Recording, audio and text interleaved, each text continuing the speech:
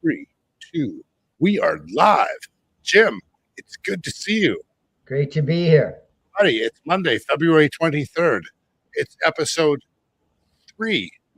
I can count. When was it? 1, 2, 3, 4, 5, 6, 7, 8, 9, 10, 11, 12. Wasn't school just so awesome 20 years ago? Well, maybe for you, 50. 50 years ago. When did you graduate from grade 7? Grade 7 were the 2 happiest years of my life. Is that when you met your wife? No, that was when I was held back. No. When I graduated grade 7, I started school in 1964. So 64, so you're 59. Um, You're born in 59. Born in 59, that's right. So I know that's probably going to make you lose a lot of viewers right away.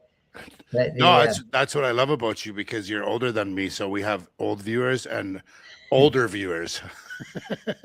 Yeah, I can tell you one thing: the schooling system was a lot better in some ways back in time. So yeah, I'm going to figure out how to put the panel on here somehow.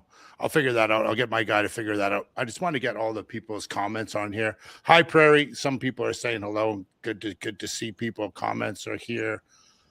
Show comments on stage. There we go. I've got breaking news that relates to what happened with Barry Neufeld, the trustee. He's fighting back. Let's just get into it. Go for it. Okay. If it's all right with you, Andrew, just to start off by saying, here's the guy that stood up for the right for children to grow up normally and naturally, which means no one's trying to recruit them for any deviant sexuality. So he's a good guy. He's never said anything to me to indicate he's unhappy with people who are bisexual, transsexual, homosexual. He loves people. He's a great man. I'm the same way.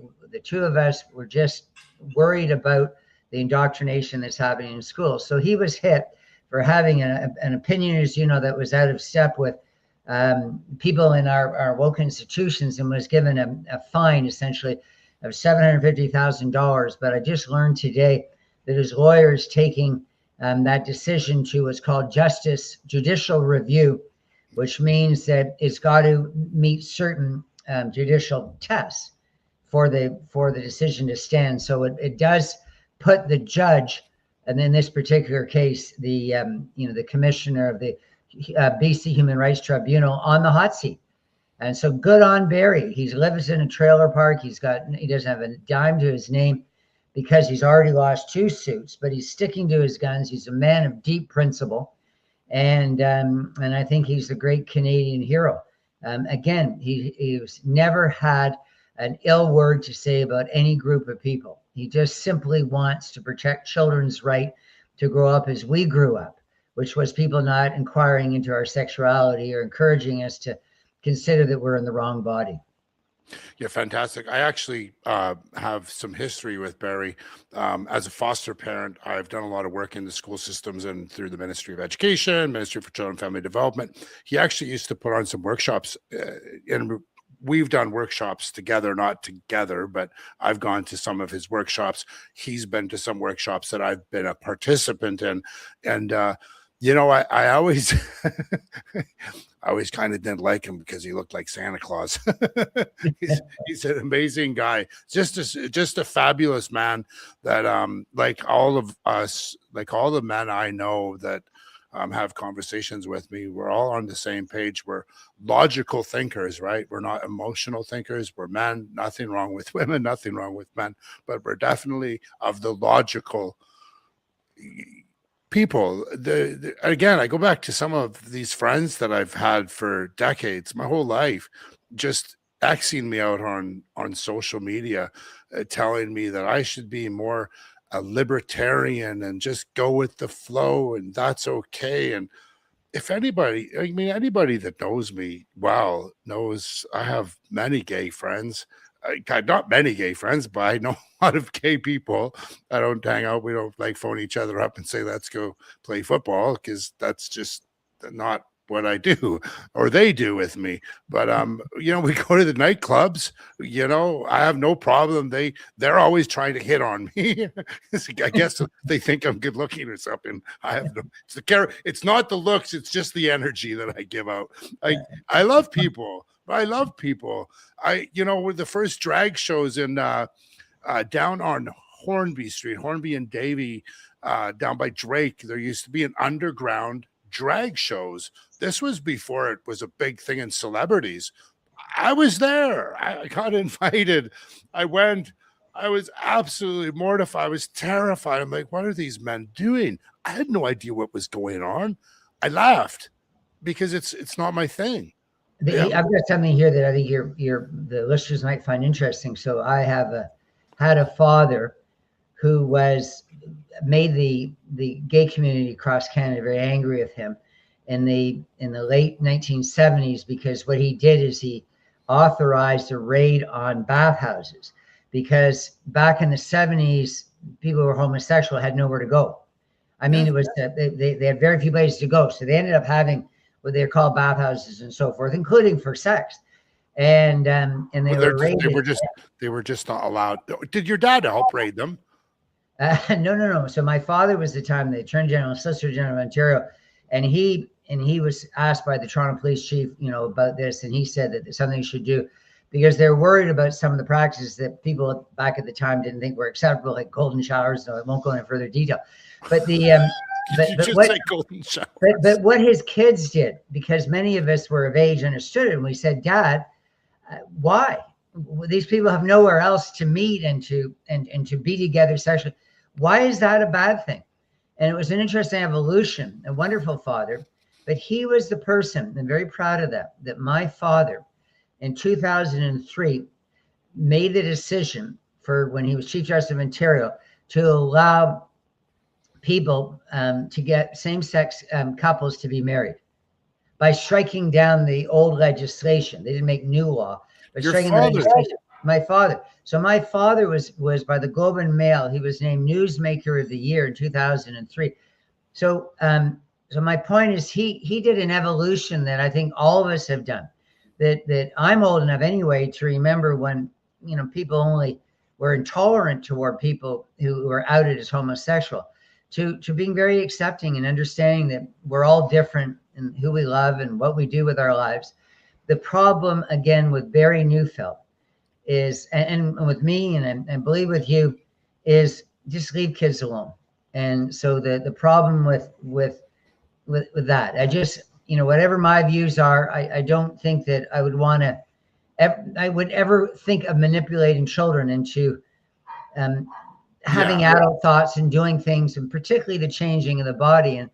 And as you know, there are kids that are doing things. I've seen girls with chest binders, and knowing about kids across hormone drugs. This is just like, I mean, it's in the school system.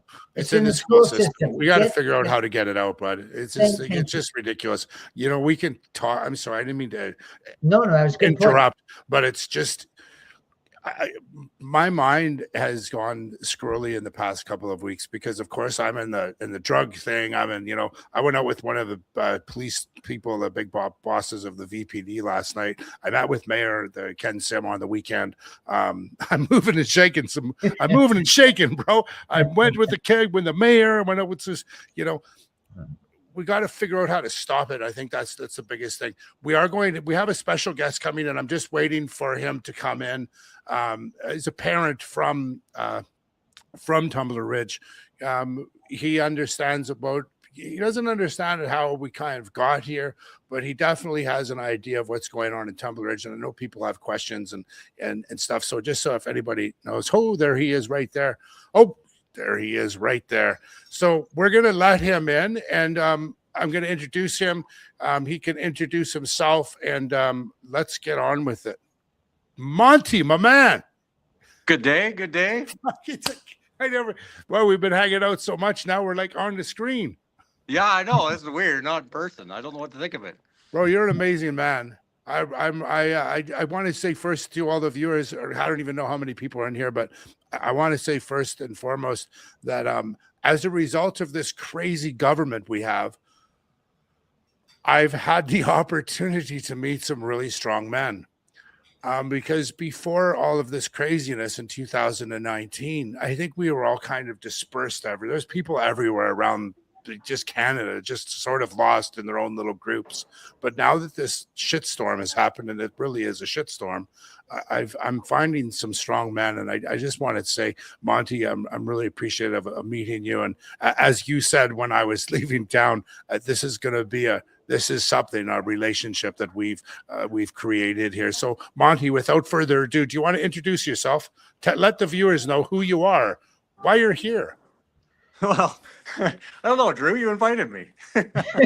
Who are you? You're from Tumbler Ridge. So I guess, yeah. My name's Monty Hendrickson. I'm a self-employed contractor up here in Tumbler Ridge.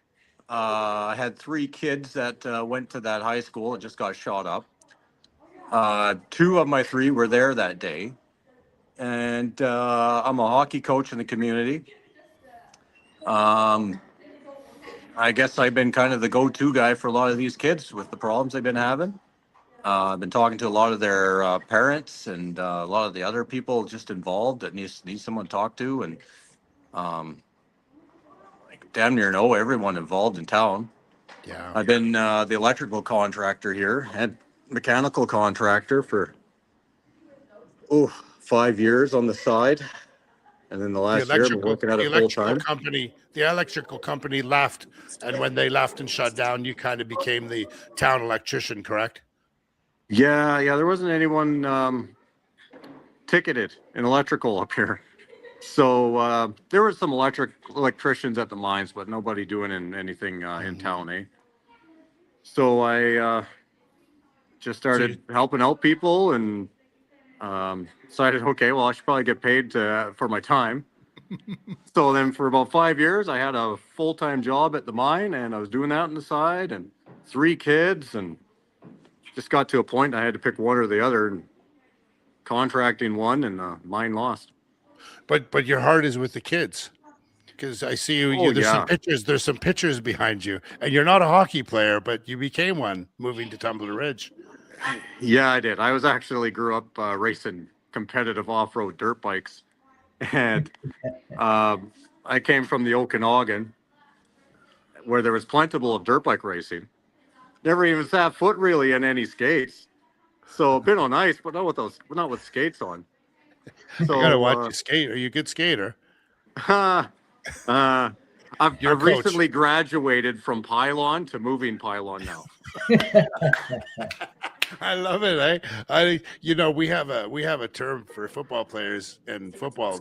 If they're not really good football player, we just call them pylons. So that was actually quite funny.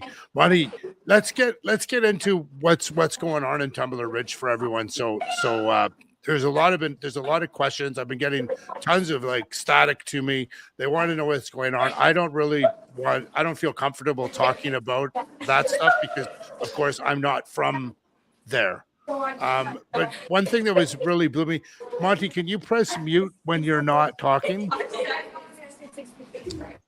Yeah, that's awesome. And then when you talk to her on, just lots of background with the kids, which is awesome. A couple of days ago, I thought to myself, because I saw this girl, she's in the hospital, of course, in Vancouver, fighting for her life. And I thought to myself, you know what, maybe I can do something, maybe I can help out. So I reached out to both you and another friend up there and said, is there anything I can do? And you kind of told me that you know that family. Could you talk a little bit about what's going on in the hospital with our loved one here in Vancouver that's fighting for her life, and the mother that's here doing the things that she's doing? It's really quite an awesome thing. Well, I guess we'll start off with how we know them. Her and my youngest daughter have been going to school since they've been going to school. Mm-hmm. In kindergarten, and then they've been on the same hockey teams since they were about 6 when I think I started my youngest. And even the weekend before, my wife and my youngest, we took Maya down for a hockey tournament in Prince George and had her all weekend. And so I guess we're pretty close to her. I mean, I don't know how many times I spent the night at our house, but it's been plenty. It's like your second home. Remember when you were a kid, Jim? Back in the day, you just run over to your friend's house, and your mom would be like, "Where's that Jimmy?" And you'd be like, "Oh, he's over at Johnny's. He's sleeping there." Because it's just how it was. How it was in the big cities, but it's gone in the big cities now. And I loved when I travel a lot. I love going to the small cities and meeting families, because that small town Canadian atmosphere where, you know, you can leave the doors unlocked, you know where your kids are going and coming, you know, the friends. It's really quite an awesome opportunity for the Canadian folk that are still around, not in the big cities. Yeah, so Maya's been seeing some good movements and then some retractions, and it's kind of been mostly forward movements we're seeing every day. I know Sia was getting overwhelmed with people trying to reach out, people wanting to help, and this and that. So I think the last 3 or 4 days, I don't think my wife's had much contact with her because she's just been so overwhelmed with stuff. So we just kind of give her space. Just been keeping up with the Facebook updates more now. So okay, awesome. Can we talk about what happened in this? They were going to have this funeral. You know, one thing that a lot of people are out there on the internet talking about, and one thing that I know quite a lot about with the police and the RCMP, and Jim can speak on this too, maybe. I'm really disappointed with the senior RCMP because they're not. They couldn't create this safe place for a funeral to happen. It doesn't make sense to me. And everyone's asking, you know, well, do you know who did it or what happened? And I think some information has come out now. And correct me if I'm wrong. It was the biological father of the child that passed that was going to have the funeral that made some threats to someone in the family. Is that correct? Yeah, that's correct. Yeah. It's funny to me how the police and the RCMP, like, there's still got to be like 100 cops up there, is there not? No, there's not anymore. I'd say we're down to. So, put in perspective, normally we have 5 here. That's right. And it's between 2, 3, or even 4, depending what's going on, is on shift at a time. Yeah. So I think right now we're sitting around 10 or 12. So we're a little over double what we normally have. I'm pretty sure that's what we're still at. Do you know any information about more funerals that are going to be coming, or what are they going to? Do you know what the plans are? I guess everyone wants to know, what are the plans? Are they going to have one, or are they going to have short, small ones? Do you know? The one family I'm not really close to. I'm not sure what they're doing. I know Abel's not. They were going to do something little here. Actually, I think they did that already before they flew him out to Zimbabwe. Yeah, and that's just so sad. The whole family was here. They immigrated to Canada, and they just want to get out of Canada. I'm finding. They don't. That's where he was born. He was in Zimbabwe, so they don't want to bury him here where he wasn't born, and he spent most of his life there. So yeah, it's just tough. I hear this from a lot of new Canadians that have come here, and there was actually some crazy. There was a very lefty girl that is now in Vancouver, and she's complaining it's blowing up all over social media because she came here because she's gay, and she came here, and now it's too expensive to live here, Jim. She figured it out. She calls herself a academic scholar. She's a university professor. Yeah, lots of MK Ultra. She's come here because it's safer, but she wasn't smart enough to actually figure out how much it costs here and how much money she has. And now she's on a campaign to raise money so that she can stay here. It blows me away. Monty, what was it like in Tumbler Ridge 10 years ago compared to 6 months ago? Is this pride thing, this LGBT, this ARC Foundation that created Soji? Is it that big in Tumbler Ridge, in the schools? Or I'd say the high school, it's the most prominent place. Uh-huh. that you see around town. You don't really see it here anywhere else. Like the whole community center is pretty neutral. Yeah. I know a The couple city years hall. ago, a couple of us got together and we're um, calling out the books that got sent into the library, or that the library had brought in. They were pretty sexually explicit books for kids of 10 and under. And so a group of us had actually rented the books out, and we brought them out to the front and the walkway in front of the road, and we're showing parents walking by, hey, this is what they're trying to show your kids. You know, Jim, being a Yeah. school teacher, Jim is a school teacher in the high schools. What was it like, Jim, like actually seeing all this information? I mean, I went into schools and did a lot of community work in athletics. So I was always focused on getting kids physical and doing things. Um, but was it like this crazy, like all this books and stuff? I saw it a lot in the libraries. First came in the libraries, then it came in the school offices, and then it just sort of went through the hallways. That was my. What is Well, it like, Jim? Monty might know the most shocking book is called Gender Queer, with the illustrations of boys giving each other fellatio. I mean, it's as bad as you can imagine. okay, yeah. Talking about anal I sex forgot and what it was stuff. called. And but there's novels as well. But Monty, if I may, just I'm a nobody except for in my own little world, which is I'm taking on the school establishment across Canada for indoctrinating kids with regard to race and indigenization and sexuality and the land acknowledgements, all sorts of things. And so the question, if I could just ask you this one question, and again, that's why Andrew, I have a following on X and so forth, and Andrew is paired up with me because I think he recognized I'm having some influence.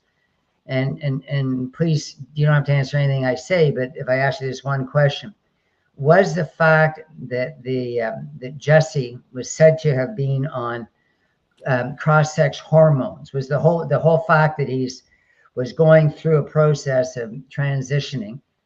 I hear from the newspaper from age 11 or 12. Do you think in any way that's part of it, or people down in Vancouver are mistaken? So, a couple of things, Jim. I'll kind of fill you in with that. So, from what I've heard from the family, he wasn't transitioning from the age of 12. It was more in about the last 3 or 4 years. So more around the age of 15-ish, I think. Yes, I do think it had some playing factor with the hormones, kind of giving them extreme kind of thoughts, I suppose you say, or being able to fuel it. And pairing that up with the recreational drugs that found out he was also taking probably really escalated that. So one of the things, appreciate your candor, but one of the things that that he said, apparently, and this was in many sources, that he wasn't happy with how it was working out for him, that he wasn't happy with the effect that it was having, how he was looking and so forth. Have you heard anything about that? You see, one of the things is you just seem like a regular guy, which is why you're friends with Andrew. But I mean, you're just a regular guy who just says things as they are. You've got a good sense. You're a family guy. You're a community guy. We obviously both agree that, in areas of sexuality, whatever, it's, why go after the kids like the Pied Piper? Let's let them get older and come to their own decisions. So I don't think we need to go through that, because I think I'm looking at a soulmate. But I'm just trying to understand myself, and many people in Canada are as well. Once you start turning a kid down that path, it so often starts because someone at the school or someone in a family is saying, well, you're depressed, therefore, why don't you consider that you're in the wrong body, and maybe this will help you.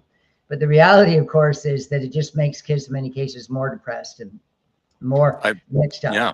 And so I'm just asking there, and you already answered the question, and so I'll, but was it a factor? And you said that you believe that it was. I believe in this case it was. I mean, I'm also finding out that just in the trans community, the suicide rates are like at 40%. Yeah, this has been something that's been a known fact for a few years now. And you know, it's interesting working with kids for many, many years. I've got a different perspective on this. And if you have children, you just know the difference between black and white or red and blue. It's extremely it's so easy to influence your children. I can influence my kids, no problem. I was actually sitting down last night with my 20-year-old at Cactus Club, and we were having a conversation about stuff. And I, I said, "I'm sorry I lied to you so much." And he goes, "What do you mean?" I said, "Well, growing up, there are certain things that I couldn't tell you, and there are certain things that I could tell you because I had to protect you from things until you got to a certain age where you kind of woke up." And I'm like, "Okay, well, I'm going to ask that question now." And then my kid would ask that question. And then I'd be able to go, "Okay, is he ready to take this question on? Is he ready to hear the answer?" But the problem is, and I think it's the biggest thing, is this ideology word.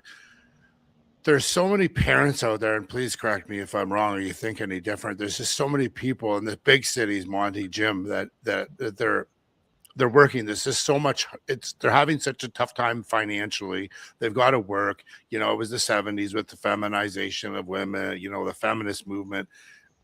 Everyone goes to work. And now what's happened is everyone's working and they're not parenting. And they're trusting because as Jim is old and I'm old and Monty's almost getting there.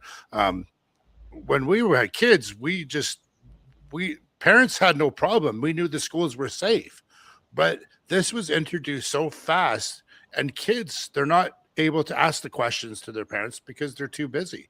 And they don't have that family value anymore of having conversations at the dinner table every night at 5:30. You don't get those family trips to have those things.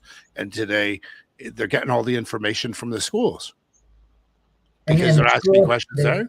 The schools, if I just say, and Monty would know about this, but the schools are quite secretive about this. Oh, particularly Tumbler Ridge. I went around to some schools in Surrey in 2023 when they're drag queens performing, and I go around the parking lot before school was over asking parents who were all there to pick up the kids, "Are you aware there's a drag queen in there performing?" and so forth. And none of the parents knew. Now, one of the problems when you live where I do in the Vancouver areas, you can have a school, there's very few white kids. So a lot of the kids, whether Punjabi or Muslim or from China or whatever, the parents are not into this at all. So there's a really big divide. So the secrecy, they say, is to protect the kids. "Oh, we know your parents will hit you and hurt you and disown you and so forth." They find out. So we're going to make it our own little secret. And so that made it even more insidious to me, is the idea that a lot of the stuff that's happening with these kids that are vulnerable and that they're trying to sexualize, and in some cases, of course, transition, that they're keeping parents out of the picture. And so I don't know if that relates to the Justine's family or whatever. Obviously, it was a mixed up family. It was a single mom. I just learned today that the older brother's being arrested by the police. So I know there are lots of problems there, but the worst thing you can do is remove parents from the parenting of children. And particularly if a child is transitioning, that's something a parent damn well has the right to know. And I had kids in school that I would be calling one name, and then the school would say, "But when the parents come in, call that child by a different name." And whoa. Jim, did you just say what? Did you just say that? Like the actual school system would tell teachers that? Yeah, you were supposed to, in the school system, you are supposed to call the kid by the name that the child wanted to be called. So I had a boy, and his name was, I can't remember his regular name, but let's just say it was Stephen. And he wanted to be known as Cedar. And so I'd call him Cedar all day long, every day. But when his parents came in for parent, teacher, or whatever, everyone was going, "You make sure you call him Stephen." And so it was really created a secret world. And this is the thing, is they're saying, this is the expression that my grandchildren know starting in kindergarten, is "my body, my choice." And so this is idea that nobody, even parents, don't have a say in what's happening. So it'd be in a perfect world where there are no groomers in the school system. So again, Monty, you're the more important person to listen to here. I'm just someone who's an activist who's having some success. as is Andrew, in pointing out that they're taking advantage of children, and sometimes it's leading to really horrible consequences, like you said, with the trans community being a 40% suicide rate. So thank you for listening to me. Oh yeah. It's, And it's you know, just even seeing some of the homework getting brought home, and it's like, what are you guys doing learning that? Like, what's the use of learning that frickin', what was that when Chris Rock slapped that guy on the face on stage that one year, and it was got slapped. Will Smith slapped Chris Rock across the face, and they had to do up like this article and write up on why, and it's like, yeah, Will Smith's son wears a box of a box on his head that looks like a house at fashion shows. If we take anything those people say seriously, they're so far removed from what the reality of people live in. It's if you ever been down to LA with all the big movie stars in Hollywood, and I've been to Hugh Hef's house a couple of times, is a whole different world of dystopia. It's just dystopian. It's just the things that happen in those groups of very yeah, we're learning more and more about it every day. Epstein, right? It's all this stuff is just so transparent. It's starting to become transparent when you read. I've had a lot of people reach out to me over the past week, and if you're in listening, I really want to exemplify the fact that if you need to reach out to me, reach out. I take all the information in, I dissect it, I put it in. I've now hired an investigator to go through all the information, what's happening in different schools. I've been talking to a single mom that's got a child in grade 2 in a school in the Okanagan, Monty, actually in Vernon. And she's showing me videos and of the inside of the school. I'm sorry, I'm having a tough time communicating with words because it's so, it's hard to say what I've seen, and like the eyes, the brain, the mouth, like it's so weird. I can't even like spit it out. Can't even describe it, eh? It's on the walls. Like it used to be like in 2023.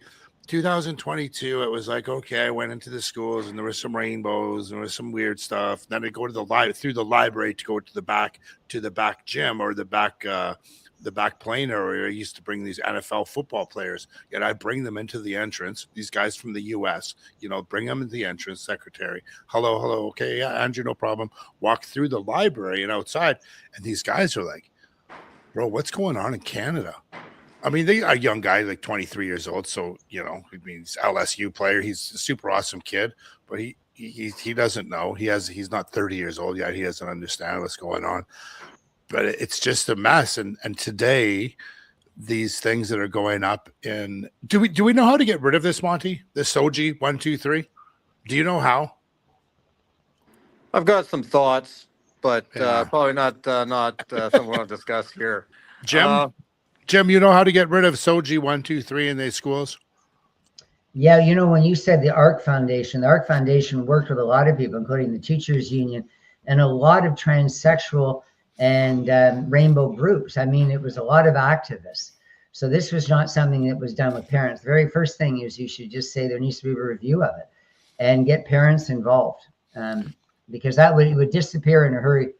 This is the ARC Foundation's website. So this was created in 2007, the society, and the ARC Foundation look at this, the educator, the student. The guy in the middle was the president of the teachers union. Yeah. He's his name's Glenn Hansman. As a past teacher and former president of the BC Teachers Federation, I have had unprecedented advantage of witnessing the positive results of the ARC Foundation's work. The resources and support given to teachers through SOGI 123 enables them to feel confident in their role as educators when discussing SOGI topics, which in turn provide positive impacts on the students they teach. This is what I don't understand, Jim. Like, bro, let's just say, Jim, there was definitely like there was gay people in my school. there was women that were like, they like women. I mean, I'm 53.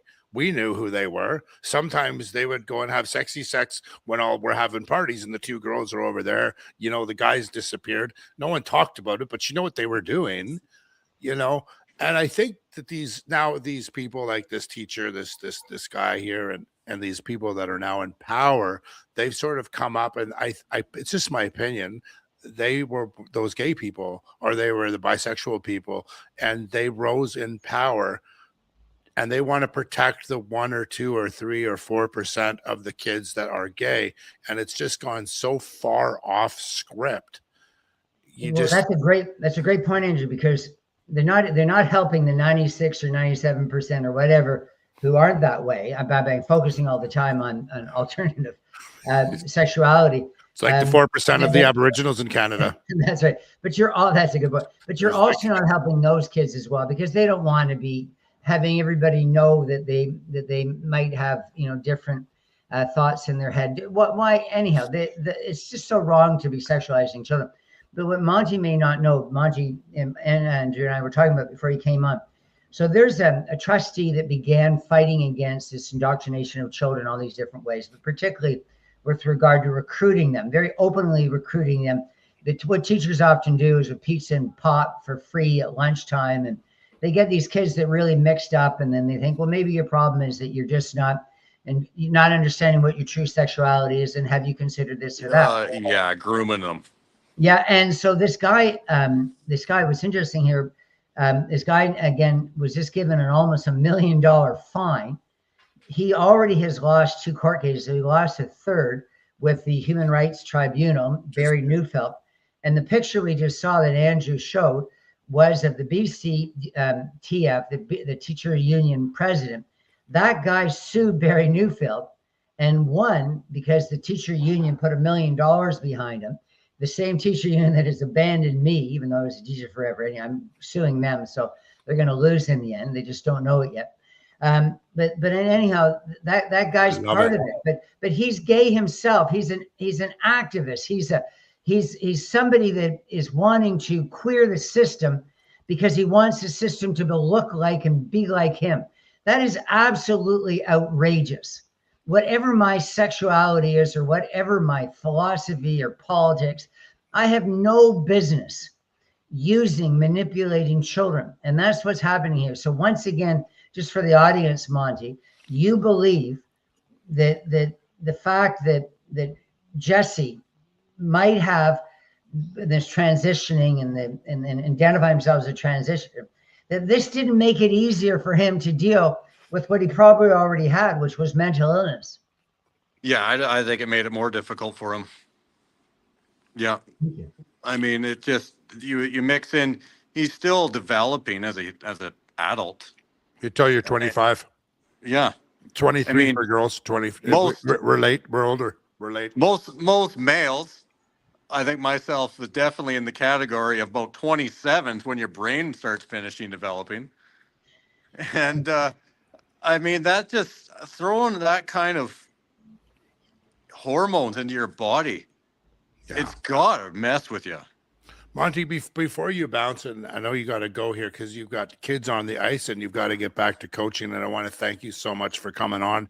Before you go, did you know Jesse, younger, grade 6, 5, 4, 3?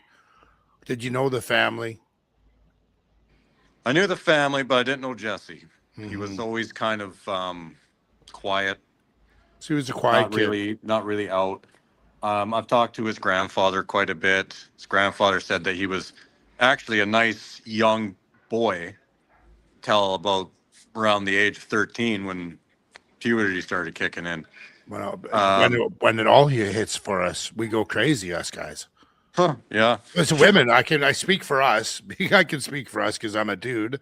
I got Slingy and the two nutties beside each other, and that's just, men are just completely opposite than women. As we always joke about, Monty and I, we're logical, they're emotional. It's just different. I still don't understand why I learned that and why I just said that. Oh, men men mature at 25 and women do at 23. Well, it's a matter of fact, it probably takes women longer because they're more emotional context and structure in their brain than men, because we're just logical. It's like, it's this hole fits in this hole, but if you're putting a plumbing together, right? Okay, that elbow goes into this, and then you've got to get a connector. We know how to do that, but women will look at it and go, oh, well, why is that? Why do those go together like that? It's just different, right? So I would think women are a little bit later than men. Maybe I'll write a DSM-7, Jim, if anybody doesn't know what the DSM is. Well, Drew, I've seen some people just never grow up. Oh, there's a lot of them, eh? There's a lot of them. Monty, listen, I really want to thank you for coming on, and prayers out to you, to the families that are dealing and grieving in their losses. But the biggest thing and the takeaway too, when I went to Tumbler Ridge and when I left, and I know a lot of people across all the small cities across BC, there's a lot of strong people out there, and we're going to get through this stuff. God bless you, Monty. Absolutely, guys. Jim, it was an absolute pleasure. Thank you, Monty. And Great now I got to go out there. God bless. I wish I was at a football field, because I'd hurt myself on the ice. God bless, Monty. God bless. Thank you. Wow, that was amazing, eh, Jim? Well, he said something that just to shut up every single person in this world who's pretending this has nothing to do with the boy taking these drugs. And the grandfather saying at 13, up to 13, before hormones, puberty struck, he was a nice young guy. It's just my point, the kids at teenage years are tough on all of us. Don't throw drugs in, folks. And then in his particular case, they're throwing drugs to do with mental illness, drugs to do with the transitioning into a woman. I just think is absolute cruelty. It's really strange, like I go back to my grade. I mean, I had a very unique family, 7 children. I was number 5. So I can clearly remember my oldest brother getting into trouble for using his girlfriend's car. She had like a Cougar, drunk, ripping up the neighbor's lawn in a drunken, pissed off rage. My other brother, stuffing acid down my throat. He gave me acid. I was taking acid. I did acid when I was in grade 5. They put acid in my throat, and they didn't make me eat it. I took it because it was a peer thing, right? Well, they're doing it, so I better do it. And I did it. And I can still remember, like, all of his friends, they were all laughing at me because I guess they were watching Animal House downstairs, and I was coming down the stairs, and this is how drugs fuck you up. I'm walking down the stairs, but I guess I was walking like this, and I got to the bottom of the stairs where it's a flat ground, and I kept walking like this, and it just looked funny because I couldn't conceptualize like parallel universe, like I was completely somewhere else.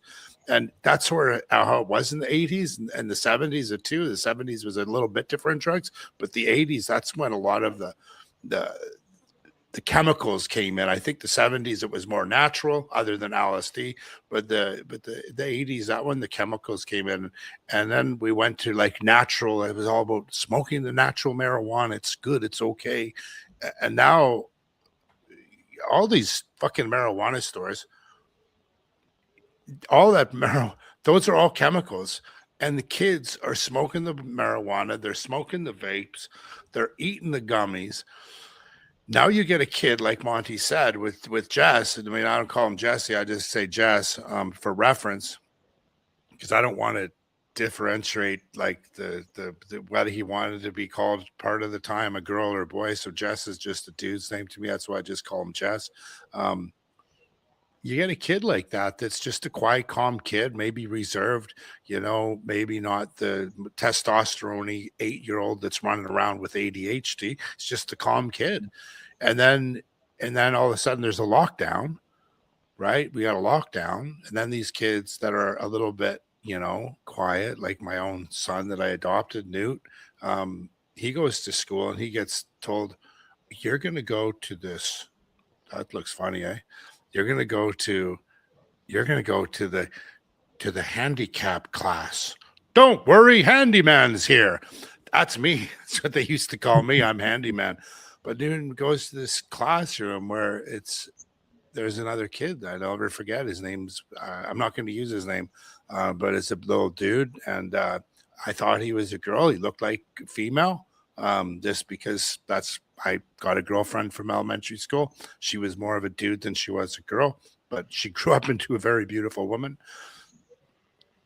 It was horrible. It's horrible. And then you get these stupid teachers. Like, I didn't realize that, what's his name? Glenn is gay. You were saying, is Glenn gay? This past guy, he's a gay man. I don't understand, Jim. I don't understand why. It's really fucking hard for me to understand that people allowed this to happen. Parents, I wouldn't let this shit happen to my kid in elementary school. I'd take him out. I know there's a lot of parents that have taken people out. And if you're listening and you have children and you want to put them into a private school, there's a lot of these private schools popping up everywhere. There's one in Prince George, for instance. It's a church. They bought this. It's a dental office. They closed it down. They've just turned it into a school. And they teach a curriculum. They have a teacher. They pay the teacher. Everyone pays a little bit of money, and they don't have to go to public school to listen to teachers talk about, are you okay today? Is there anything wrong? Oh, Johnny, do you know what those rainbows mean? Those rainbows mean that, I don't know. Do you honestly think, Jim, that there's teachers? Did you see teachers actually like helping kids understand that they could be born in the wrong body? Or have you heard from teachers? But there were clubs in every high school and middle school in Canada. They have these clubs, the Gay Straight Alliance, the Rainbow Club, all sorts of names for them. They operate in every school because one of the things that they're really working hard to do into both the teaching ranks and to administration is to bring in people who love differently. And again, I don't have a problem with that, but some of them are very active in getting kids to identify with them. It's an awful thing, but I love the comment they said, marijuana causes schizophrenia in some kids. So Andrew, if I could just have a minute here. Go, please. Who the hell I am. I'm just a regular guy. I had a father who was, I think of note because he's a politician, CEO, Chief Justice, and various things. I'm just a regular dad. Now I have 3 kids and they worked out fine and they became lawyers and they're doing fine and so forth. One of them was cutting himself. One of them, or him or herself, I won't identify who. One was had obsessive compulsive disorder, and the third one had bulimia. My point is, my kids were very fortunate in the genetic inheritance that they had and so forth, and that they were able to make it in this world, and they're making this world. Now, who knows what tomorrow is going to bring in the form of a challenge. But they still had, they had all sorts of problems. They had problem with confidence. They wanted to quit things. They didn't believe in themselves. They never thought they'd compete. They weren't good enough for this or that. And when they met failure, they were very quick to sort of think that, it was something they couldn't do and they would never be able to do it well. One of my daughters failed her driver's license and twice, and then said, that's it, I'm never going to learn to drive. I'm not going through this again. And I had to trick her to get her out to do it a few more times. She eventually got her license. Kids in their teenage years are going through so much. Everybody knows that. So why the hell would you want to add drugs to that? So we're not just, so no parents making conscious decision. Hey, kids, drink. Some kids drink. Don't go and smoke marijuana. Some kids do. But my point is, why would they allow a school system to encourage kids to transition?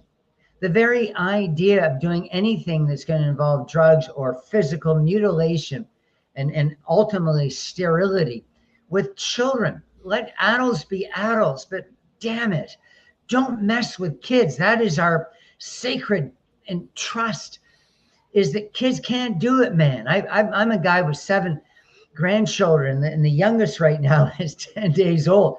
Man, that kid is dead in a minute if the parents aren't watching every move. His older brother could come and stab him with his finger poking in his eye. I mean, the whole time he could fall off the table. The whole time you got to watch over these little beings and make sure they grow up safely and healthily. That's what happens in schools too. That's what teachers have to do more than anything else, is you can put everything aside. You have to make sure kids are safe at school. They're not safe if teachers are convincing them that they're in the wrong body. And I'm absolutely convinced, and so was Monty, the parent that you had, that this was a factor in the murder of a number of school children in Tumbler Ridge. But even if it wasn't, even if it only was a factor in the destruction of Jess, that's enough to say, what are you doing? Leave drugs out. They used to give all, you mentioned ADHD. People say, I have that. And give kids Ritalin and stuff. And my point is, we don't do that anymore.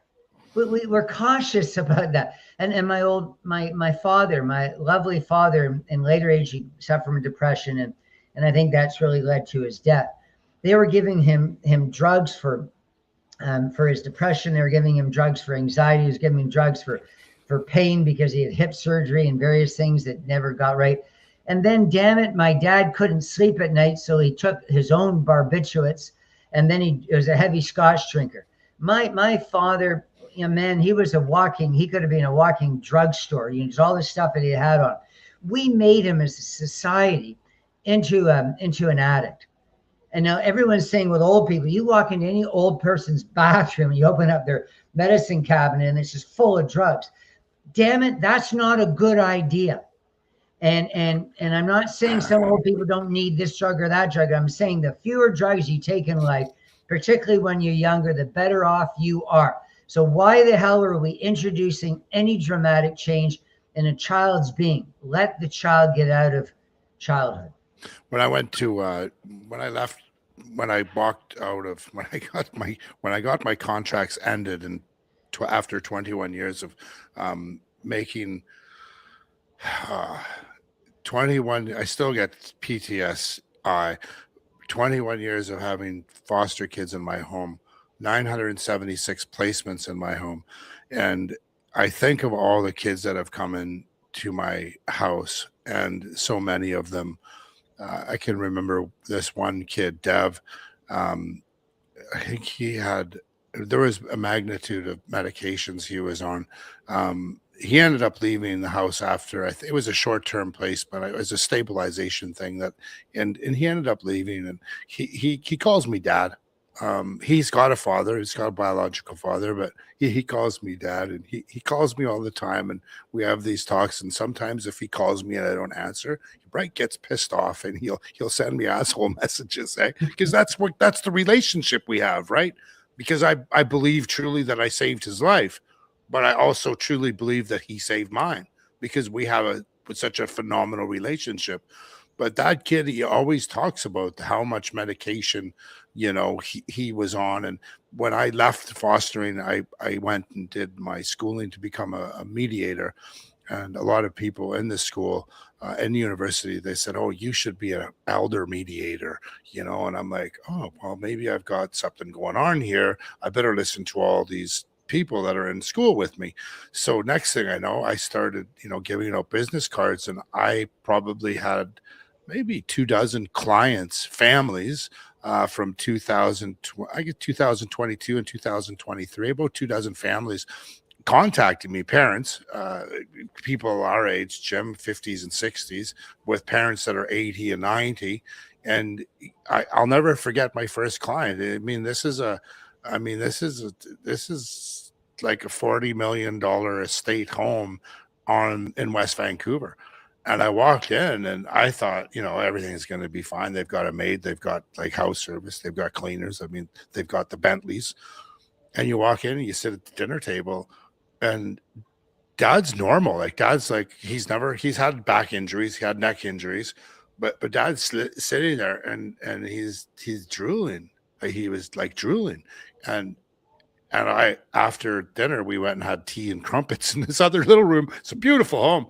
But I'm like, so what's your dad's like medical? Well, he just had back injury, and the doctors just keep giving him more drugs. And now he's on so much opiates that he's not present. And we can't tell him to stop, because the government, God bless the government, right? The government steps in and says, well, he has a right to what? To stay high? I mean, I left the hospital in 2008 after a major back surgery on 6 different types of medication. They had me on, bro, Jim, they had me on uppers and downers and diuretics and things to help me go poo because I had a spinal cord, so I wasn't going to the bathroom. I mean, I had every type of drug you could imagine. And I got out of the surgery, and after a couple of days, I asked my doctor, Dvorak, he was the head of the spine clinic, is the top number one fucking, you know, Dvorak. Do you know Dr. Dvorak? He just passed away last year. God bless him. But I'm like, why am I on so much medication? And you got to tell me what every medication means. And it wasn't like 3 weeks later that I was off of everything except for, unfortunately, the opiate that I was now physically dependent upon. It's really sad. But you know, Jim, if we can, you know, just the medication, it's just got to stop. Yeah, the one thing I didn't say, if I may, Andrew, and that is every medication, this is again an obvious point, but sometimes people forget it, has side effects. So again, when you are compounding medications, which already have compounding side effects, and you think you're helping children. So I just want to talk about, just very briefly, if I may, about the argument against Barry Neufeld. So what they said to Barry Neufeld, that's right, if you want to give me the hook, Andrew. Giving you the hook, bro. I'm just letting you, I'm learning how to use this. I've gotten it many, many times.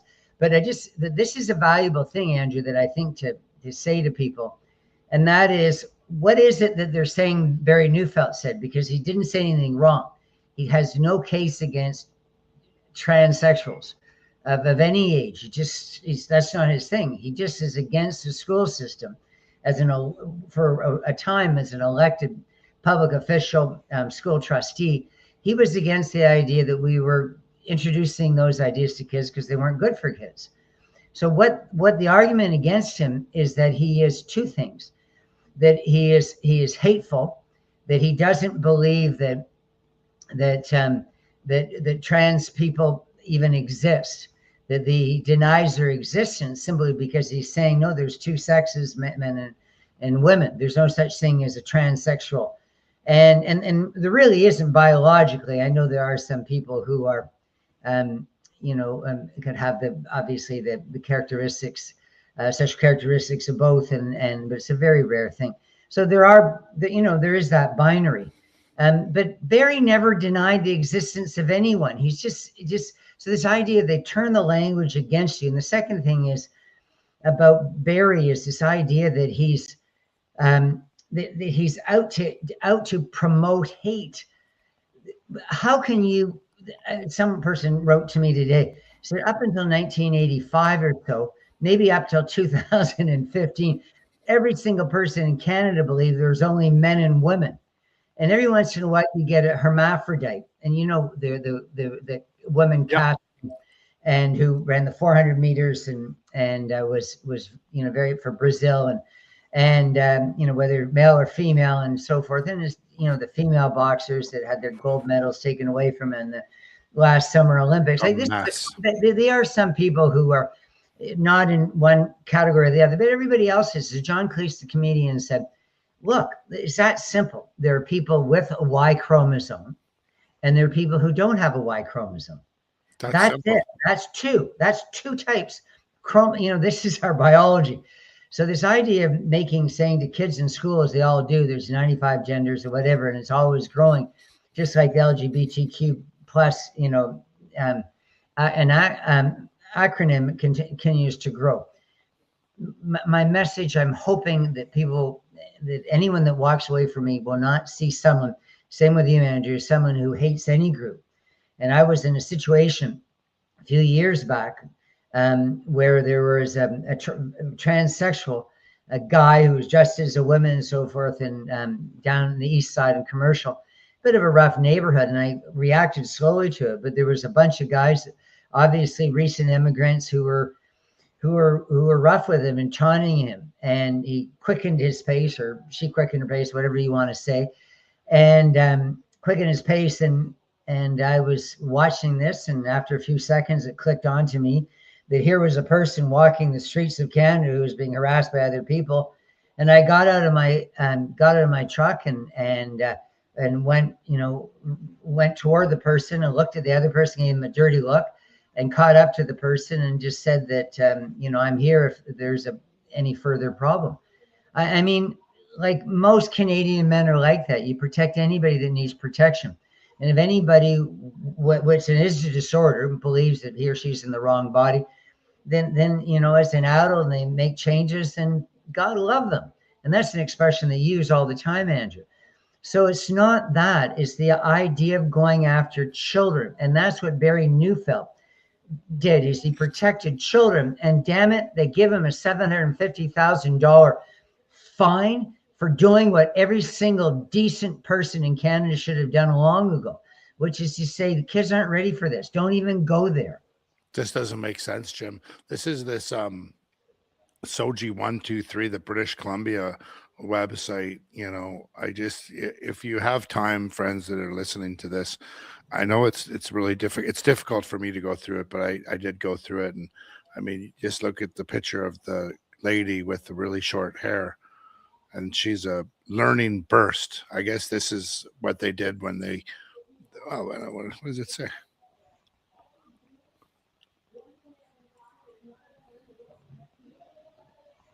This is insane.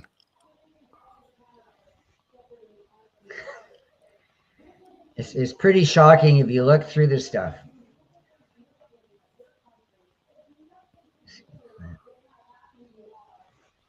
And until you're getting that, if I may just fill the dead air for a second and say, it doesn't make sense, buddy. Why we're not getting the volume, or you not hear it? I didn't hear it. Sorry. Okay, sorry. It was like he's a gay man, and he's very happy. He was very happy, and he was explaining how he was in a classroom full of very smart, educated, wonderful, safe people. And there was a bunch of people around the table. I think one of them had very red hair, and red hair wasn't from. That person wasn't from Ireland at all, or Scotland. It's just come too fast. Jim, I know how to get rid of SOGI. Do you know how? I know how. I've had some conversations this week, and that just blew me away. Because I see the problems, right? And I've always been a person that I'm a football player. I'm a defensive player. I'm a linebacker. So I see an offense. I see 11 dudes all doing something completely different in order to have one thing happen. So a football game, right? If anybody wants a football lesson, a football game, I always tell the kids, how long is a football game? And when they're little kids, this is how I teach children. This is one of my things. How long is a football game, kids? Kids are like 8 years old, 9 years. They're like, hours, because we have to sit there with our dad. I'm like, actually, a football game is only like 3 to 5 seconds, sometimes even 7. They're like, really? And I'm like, yeah, just a football game is when like the quarterback gets the football, either hands it off or he throws it, and everyone's doing something different. And then when that play's done, that's one football game. And in a football game, in a 2-hour-long football game, you actually have 90 of those plays on average, right? So I always try to figure out why those offensive players are doing that to us, and why it's just a back and forth thing, right? So ever since this Jesse thing's come up, and I haven't really been part of the whole against SOGI thing, and it's not that I'm not against, I'm against it 100%. That's my position, 1,000 billion %. I've just been dealing in my own sphere with the addiction crisis and the genocide that's happening to our own people in Canada that nobody talks about. Nobody's talking about the dozens of people every month in every province across Canada that have been dying since 2017. We're not talking about that. We were talking about it, then we stopped, and now we're focused on kids. Oh, wait a second, now we're going to focus on Mexico, and then we're going to focus on Venezuela. There's so much freaking information. But anyways, sorry, just went off. The problem is, how do we get rid of SOGI? So a very important person, a government person, basically phoned me on the down low, and he's like, hey, Andrew, I know how to get rid of SOGI. I'm like, how's that, buddy? We have to bring new people into the school district into the school trustee position. So you've got get elected as a school trustee. Now, every district, how many districts are there, Jim? Do you know how many districts there are? There are about 90, I believe. 91. It's about 90 districts across British Columbia. Because I know there's a number 91. I think it's Seychelles. I think I could be wrong, but it is 90, just like a football game. Bro, this is a football game. This is how we're going to take Soji out. We got, oh my God, there's like 90 chances, just like a football game. We have to get enough people to get into those school board positions. Now, once you're a school board trustee, it's the school board trustee that hires or fires the superintendent of that district. They take the information from the school board trustees, that board, and they tell the superintendent what needs to be taught throughout. Now, that's how they got Soji in. That's how Soji was implemented in. So the money came in, and I have some people in here that have said some names. I can't, where were they back here? There was a couple of names. Someone in the chat, if you're still here and you're still listening, you threw some names in the chat. If you can throw them in there again, that would be great. These people donated money. They don't, and Jim, if you know, they donated money to the ARC program. That money went, I don't know how it filtered to certain people to become elected officials, but I know as a person that has been thinking about becoming either a city councillor, MLA, or MP, and I have been seriously considering running. I've been trying to figure out, well, how do you do that? Well, you've got to have a lot of money. You got to have a lot of people behind you. And this is how people are controlled. So these people get into the school board trustee positions. Robert Quartermain paid. Here we go. So Robert Quartermain paid for the ARC program. Whoever Robert Quartermain is. Newton, do you know who Robert Quartermain is? Yeah, I'm getting lots of interesting things from this, the hat thing. One of them was that tried running for elected office. I've done that too. It's hard to get into elected office, but certainly that is one way you can do it. I'd say as well, just doing what we're doing, getting parents to do something about it, getting everybody's connected to school children, whether it's your nephew or your grandson or whatever, your cousin's daughter. So everybody has to go and just say enough is enough. Here we are here. You're right. Obviously, if we could elect more school trustees, but it's hard because it's big money. All levels of politics is big money.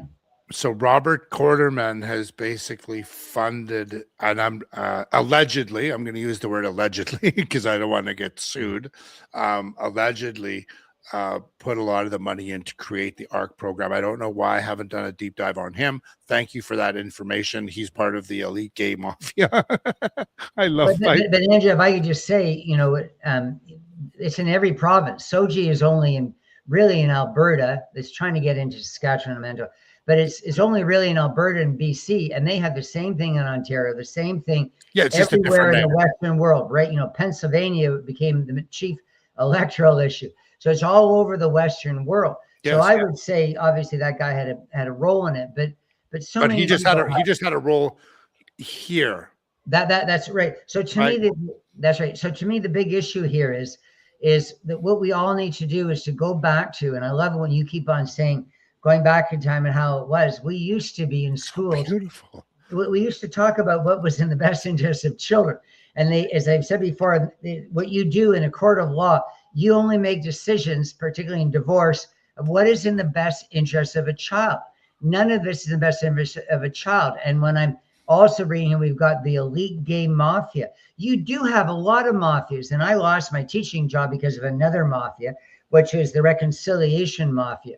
But whatever it is, the race mafia, all the people, there was a friend of mine who committed suicide, a principal in Toronto named Richard Bilkstow, because he got beat up because he was making the argument that Canada wasn't more racist toward Black people in the United States. My point is, you've got all these mafias in our society, all these people who want to, I would say soon there's a Muslim mafia. I mean, there's lots of people with their ideology and beliefs.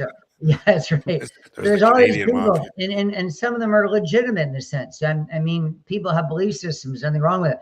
But what you need to do is you need to put walls around a school that are thick enough to say you can only bring your ideas into the school if it's consensual. So you can bring great literature in because we know there's value in great literature. But you can't bring in some filth about like gender queer where you have illustrations of boys giving each other blowjobs or girls cunnilingus, to showing that to kids. And they've done that. They've done that in schools right across Canada. So I think many of us are on an agreement here. So I just, again, coming back to Barry Neufeld, is this idea of what the left does in this. And I know the right used to do it, about when the left was more sane. But what the left's doing right now is trying to discredit anybody who has a sane view. Barry Neufeld, there's nothing about him that is racist or that's transphobic or that's cruel. He's just a guy who wants to protect children. And so I'm so proud, Andrew, to say to you, because I know you appreciate tough guys, this is one, he's not 255 pounds like you or whatever, muscle at 6'4". He's a small 80-year-old guy living in a trailer park, but he's not giving up. I don't know where he's going to get the money, but he's enlisted a lawyer, and he's going again to judicial review to defend himself, but more importantly, defend the idea that you don't manipulate or exploit children for any advantage. So, anyhow, I know you work with a lot of tough football players, but I'm telling you, I played high-level rugby, and the toughest guys in the field, Andrew, were often the smallest guys, because they had to be, how the hell do you stay out in a rugby field with all these big guys like, bodies like you out there? And I'm telling you, that's Barry Neufeld. So he's lost 3 big lawsuits. The second one went all the way to the Supreme Court of Canada. He's going to win. He's going to win, Jim. But he's going to win in the end because he's holding his ground then, because he's got the higher principle. He's doing what's right. It's all about doing what's right for kids, man. What could be more important than looking after our kids? Yeah, it's 100%. I mean, it's just the reality, that the unfortunate reality we're in. I lost a very high pay. I gave up. I walked away from. I got taken of like all my contracts. It's like 6 digits a year. Like I did a lot of great work with thousands of children. Thousands of children went through my care, my responsibility. The ministry gave me that responsibility. I hired the safe people to work with those kids, the most vulnerable in the fucking province. I had kids come from Prince George, come down to my resource, one of my resources, because I had that name. And I used to have the authority, Jim, to call the police. I still have the authority to call the police and do a police, like I can do that. But today nothing's going to happen. If I see something on the street, I used to call the police. I remember distinctively in Safeway on 4th Avenue in Kitsilano, a mother just giving it to the kid, just fucking giving it to the kid. The kid's like 6 years old, 7 years old, just giving it. The kid went to they went to a different school than my son's school. I called the police. It was just my word.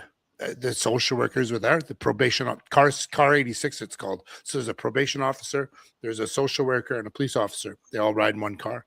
They removed the kid. Kid was gone for 3 months. Guess what happened though? Guess what happened? As a result, the mother got the support she needed. She was going through a very stressful time in her life. She got the support she needed, and that kid went back to mom. The kid was put in a safe foster home. Sure, it wasn't the best, but the mother got the support that she needed.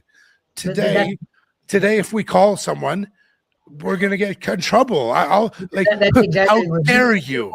If you want to intervene, can I just, one thing that we were wanting to make a point of doing with some of these beautiful comments, I'd love it if you'd read them, but there's one in particular, if I may, saying that there's a Megan Sky Phoenix who's talking about Barry essentially committed blasphemy against a new state religion. And so that's a really powerful thing, because what Barry did is, again, about using language, the Orwellian, war is peace, ignorance is truth. freedom and slavery. It's this idea of diversity is university, inclusiveness is exclusion, and so forth. Equity is inequality.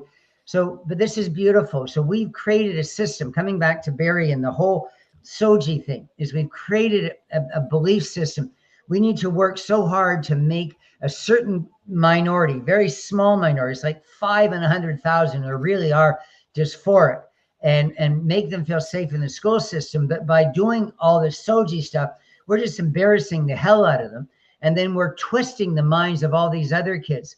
So what Barry did, of course, and what this woman's saying is she's not being literal. She's being figurative. What she is saying is that it isn't blasphemy at all. The blasphemy is a state religion that's pushing early sexuality onto children. So I don't know if you want to read more of these. They're beautiful. Yeah, it's just there's lots in here. I'm like I said, I'm new at this whole like stuff. I wanted to do like the last moving forward next week and moving on for friends. The last 15 minutes is going to be a question and answer period, and we're going to bring up some of the comments at the end of the conversation. And I've got a guy that's working here with me that's tagging some of the comments. I give him some like do hand signals, like he's right over there. I give him some hand signals, he stars it, and then we can bring them in at the end. And again, thank you for all the comments. Thank you for the super chats. And I'm going to be selling some t-shirts. I've got a really cool t-shirt coming, Jim. You're going to love it. All right, I sent it to you. Did you see it? I'm sorry. I bring them home. It's a t-shirt. It's an orange t-shirt. It says bring them home. Well, that's lovely. Bring the kids home. Bring them home. That's like you know what I mean? But anyways, here's this. I've got some really crazy. Do I even show this stuff? I don't think I'm going to show this stuff because I've gotten those pictures from Vanderhoof and from Vernon of what's going on in the elementary schools. I think I'll do it. I'll do it. Hey, Frances is here. Hey, Frances. She's awesome. All right. My girlfriend's here. About time she showed up. It's late in Calgary. Thanks for staying up for us, Frances. Next time you want to come on, come on in. Is there any way that we could connect Frances right now, communicate with Frances, or get her to write what her comment is on what's happening with Barry, that he's going? You see, the one thing that Frances said to me, she's been an incredible source of inspiration, is she said, you don't give up. You try and get a precedent, and you help other people. And so this idea that there's incredible boldness and determination. And I think Frances would be very, very proud to know. She's saying, well, she had to have my schnitzel and orzo. Ouzo, I guess, the Greek booze. But she must be very proud that Barry, this is his third loss, and yet he's still standing, and he's going to judicial review. Frances, just a second, Jim. I just sent Frances an invite on the email. But you see what she just said? Never give up. That's the advice she gave to me. And that's what Barry, and that's it, guys. Don't give up. If you're doing something that's right for society, and that's the same with Frances. Frances is not giving up. There are no kids buried in Kamloops. Let's move on. Let's stop condemning Canada as a genocidal state. Yeah. Jim, and let's what happened here last week, and we're going to end and land the plane here in about 7 minutes, friends. The Kamloops residential area there, they've basically come out saying that they're now not going to dig at all. Did you read this? They're not going to dig anymore. They're just not going to. Have you seen this?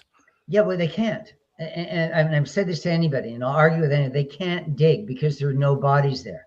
Well, they can. They can do an excavation. They can't do that because there's nobody in Canada, including me. I know Frances disagrees with me on this one, but my point is this: we're not wanting to embarrass Indigenous people. This would be a terrible blow to Indigenous communities across Canada if everything, because it was everywhere in Canada where they're saying, "Oh, we've got unmarked graves and we're digging." They haven't found anything, of course, and they're not going to find it. Hey, Jim. So I think they're going to turn the page. That's my view. zip. I got a bag of zips. Let's go back to the Soji thing. Let's stay on track with what's going on in the schools. We know that fight, and it's important to let everyone know to fight your fight. And the best way to fight your fight is just by speaking the truth and without letting anybody know who this lady is. We've got her. The power of the internet. The power Francis, of the get internet. back here. She's coming. So Where Francis, is it? we want to hear your you're awesome, girl. I love you so much. God bless you, Francis. God No, bless it's you. wonderful to have you. It's like she's a lion. She's my lion. She's my lioness lady. She's my lioness Okay. lady friend. Francis, you heard Yep. about what happened with Barry and stuff. Can we talk about it? Sure, We're yeah. just- what do you know? What do you got to say about this fine? What do you think? Have you met Barry? Do you think he's I've gonna not met fight him. it? I'm connected to him. I'm aware of his long-standing battle. I think it's great. Like it shows the insanity of these human rights commissions, which have to be abolished. They're just absolute totalitarian entities, and the fact that they've done this hopefully allows people to understand what we're dealing with here. So although it's a terrible situation in the sense of the initial thing, but it's like the battle and the war. The battle is lost, but the war is still there to be won, and because it's so ridiculous. And What a beautiful thing to say. so, like, The war, the bring it on, battle bring it is on, done. you totalitarians.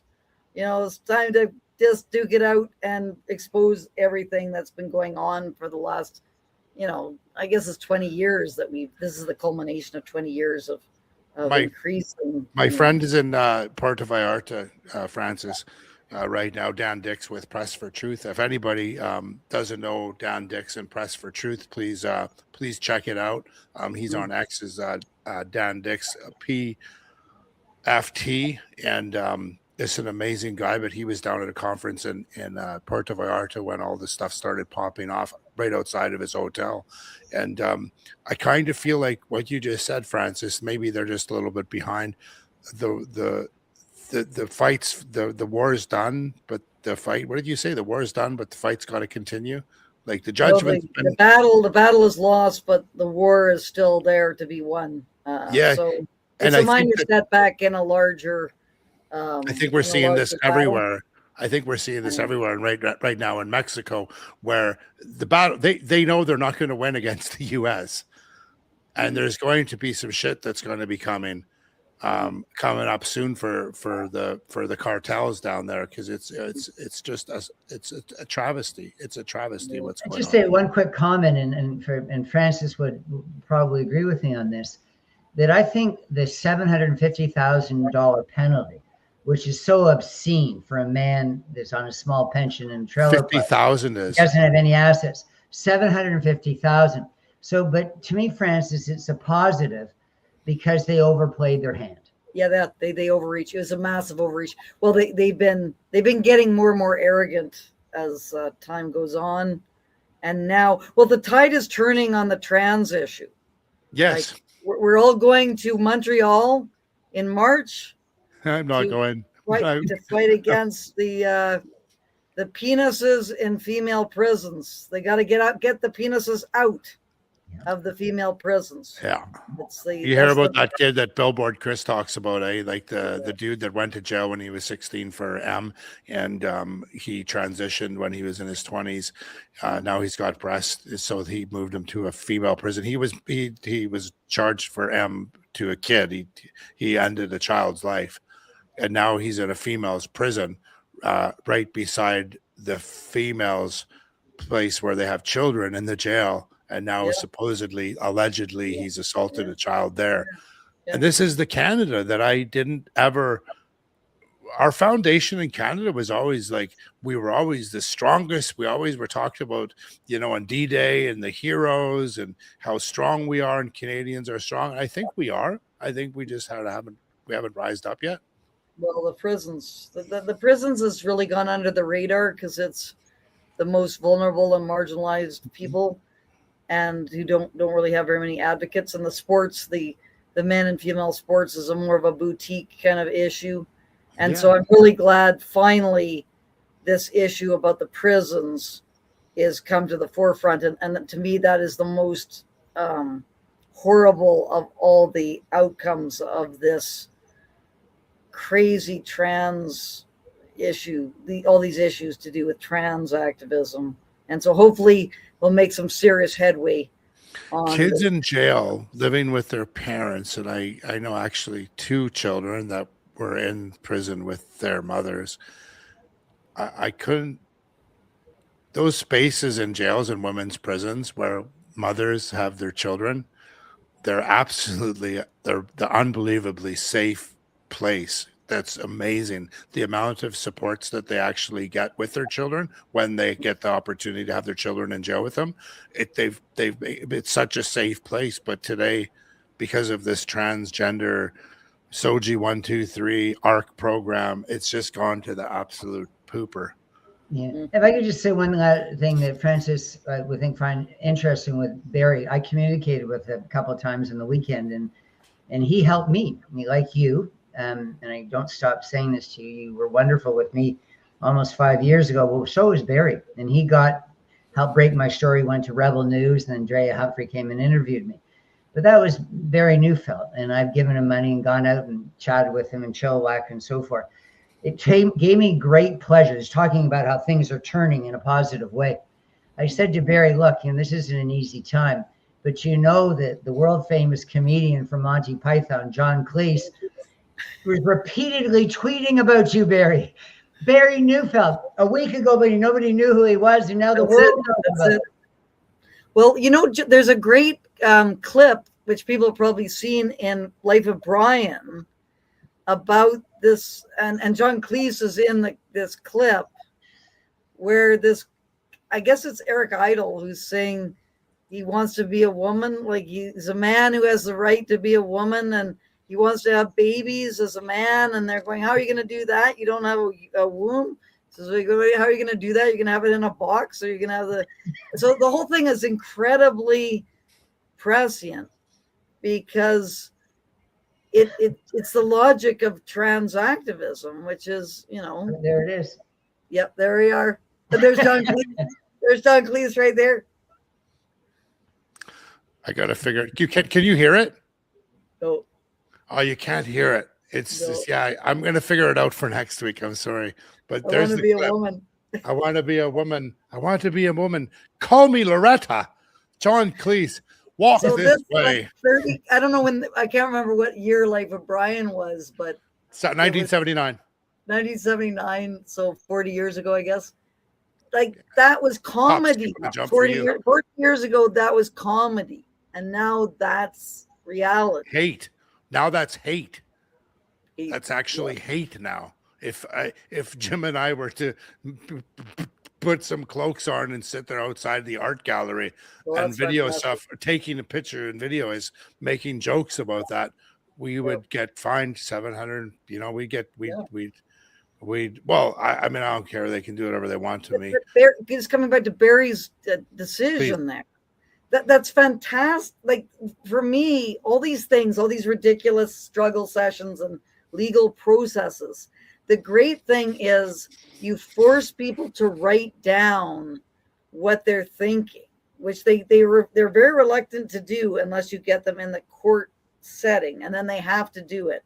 So now we've got this decision, this absolutely insane decision that the whole world can see.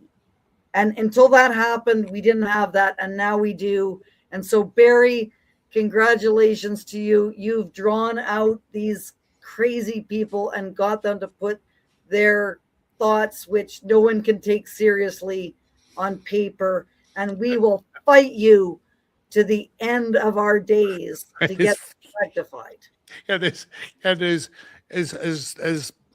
want to be empathetical to Barry, but I honestly think I met Barry. I've known him for 2 decades. I've actually known the guy for some time. He's probably sitting there laughing a bit, like as hard as it is for, the stuff that he's going through. And God bless you, Barry, if you're listening.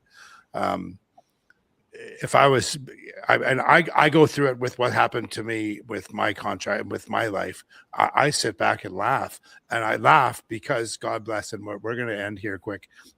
I laugh because of this, because never in my life would have I ever thought I'd be, if I was 19 years old, would have I ever thought in my life I'd be 53 years old talking to two PhDs on a computer through a screen about this absolute craziness. My Nana was she was a nun at Kamloops Residential School. Like, hello? Like, now I'm like, now this is going on. I'm talking to Jim. I'm talking to Francis. I'm talking to Dan. I'm talking to Drea. I'm talking to Dallas. I'm talking to Chris. I'm talking to Linda. I have so many people now that are it's because of the crazy we are getting stronger. And I don't even think we're getting stronger. I think we are communicating to the best of our ability, and people are listening. People are hearing. And if you're hearing, friends, join up, subscribe, like, follow Frances. She does her thing every, was it Wednesday, Monday, Wednesday, Friday? Wednesday, Friday. That's awesome. See, she can learn from a young guy sometimes. Right, yeah. You got to have regular content, not just sporadic stuff. So Francis is putting out a lot of content, which is fantastic. And I learned some things through someone. I'm not nearly as big as either Francis or Jim, but very grateful that they're my friends. So Francis is now putting content out so you can find her at Francis Whittleson, Monday, Wednesday, and Friday at 4 p.m. And that's Alberta time. I don't know if it's Mountain time, but check her out, follow her. She goes live, support everything that she's doing. She's had she's got a story, my friends, if you're new. And Jim, bro, we're going to be fighting a fight until we've got white hair, because we both are getting grays. Well, the important thing is that people need to have the courage of their convictions. That's right. Do not give in. Do not, like, the visual is the bird with the frog in its mouth, and the frog has got its hands around the throat of the bird to stop the bird from eating the frog. That's never give up. That's the 100%. That's the visual.